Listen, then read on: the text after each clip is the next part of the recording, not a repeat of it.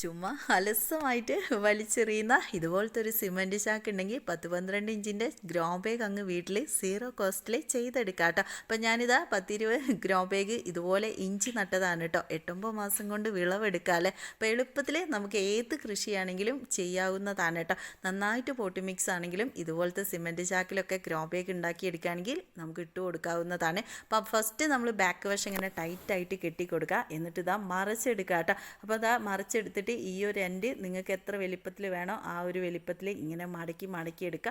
എന്നിട്ട് അതിലേക്ക് കരിയിലൊക്കെ ഇട്ട് കൊടുക്കുകയാണെങ്കിൽ കുറേ മണ്ണ് ഇട്ട് കൊടുക്കണ്ട. കരിയില ഇട്ടിട്ട് ചാണകപ്പൊടി മണലും കൂടി മിക്സ് ചെയ്ത പോട്ടി മിക്സ് ഇതിലേക്ക് ഇട്ട് കൊടുക്കുക. എന്നിട്ട് സെൻറ്ററിൽ കുഴി എടുത്തിട്ട് മുളപ്പിച്ച ഇഞ്ചി കഷ്ണം ഇതിലേക്ക് നട്ട് വെച്ച് കൊടുക്കുക. എന്നിട്ട് ചുറ്റും പൊതയിട്ട് നനച്ച് കൊടുക്കുക കേട്ടോ. അപ്പോൾ ഇതുപോലെ ചെയ്താൽ മതി, സിമ്പിളാണ്. ഇഞ്ചിക്കൊരു 2 മാസം കഴിയുമ്പോൾ മേൽമണ്ണ് ഇട്ട് കൊടുക്കാനും മറക്കരുത്. ഇതുപോലത്തെ വീഡിയോസ് കാണാം. പേജ് ഫോളോ ചെയ്യാനും ലൈക്ക് ചെയ്യാനും ഷെയർ ചെയ്യാനും മറക്കണ്ട.